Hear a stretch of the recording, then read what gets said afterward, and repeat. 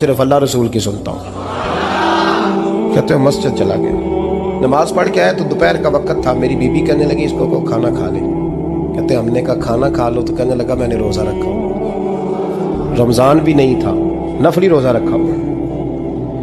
फरमाते हैं शाम हुई, मैंने 3 दिनार दिए तो मैंने कहा तेरा नाम क्या है? कहने लगा मैंने आपसे कहा था मैं किसी सवाल का जवाब नहीं दूंगा।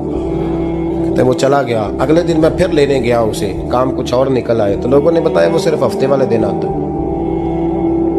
मैंने कहा क्यों? कहने लगे जी वो कहता है मेरा हफ्ते का खर्चा 3 दिनार है, जब 3 दिनार कमा लेता हूँ तो बाकी सारा टाइम अल्लाह रसूल की जिक्र में गुजार दिया करता हूँ।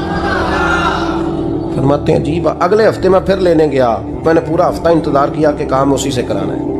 मैं जब गया तो मैंने कहा चलो, कहने लगा मेरी शर्तें याद है ना? और मैंने कहा याद है भाई, साथ चल। फरमाते हैं काम कराया, 2-3 हफ्ते वो आता रहा। एक हफ्ते में गया तो लोगों ने कहा हुजूर आज नहीं आया। क्यों? कहने लगे बीमार हो गए। कहाँ घर है? कहने लगे बगदाद के कब्रिस्तान के पीछे जो कच्ची आबादी है उसमें रहता है। फरमाते मैं गया, दरवाजे पे दस्तक दी तो कहने लगा हुजूर आप हैं? दरवाजा खोला है, आ जाइए। फरमाते मैं अंदर गया तो मैंने कहा तुम्हें कैसे पता चला? मैं कहा तुम्हें कैसे पता चला मैं आया हूँ? कहने लगा हुजूर अल्लाह वाले हो, आप नहीं आना था, वरना अमीर तो गरीबों का पता लेने कोई नहीं आते।